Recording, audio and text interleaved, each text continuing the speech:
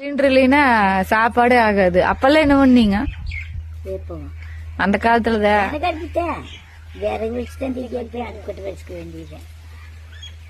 அப்புறம் மண்டி சட்டி தான் சோறாக்கிறது. அன்னைக்கெல்லாம் ஈச்சட்டியே அது. ஈச்சட்டியே கிடையாது. மண் சட்டி தான்.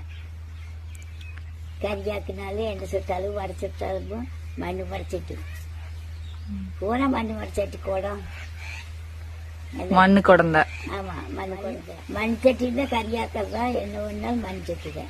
அப்புறம் இட்லி சுட்டாலும் மண் சட்டி தான். இட்லி சட்டி மண்ணுல இருந்துதா? ஊற்றி கரண்ட் குச்சிய வச்சு கம்ப குச்சி வச்சு கட்டி அதை மேல வச்சு ஊற்றி பறவை சட்டி வச்சு முடியாது. அப்படி மண்ணு சட்டியில சாப்பாடாக்கி அடுப்புல விறகடுப்புல சாப்பாடு செஞ்சு அதுதான் நம்ம சரி போயிடும். விறகாட்டு ஆகாது.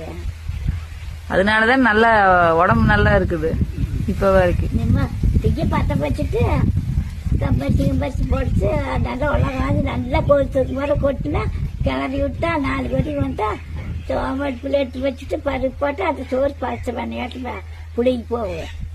திடு போட்டு மஸ்ட் தோண்டி ஒன்றே போட்டு பறவை சட்டி போட்டு மூடி வச்சிடணும். இரும்பு கண்டாட்டு இருக்கு.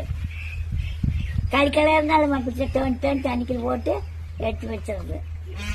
வரலாம பசண்டையா இருக்கு.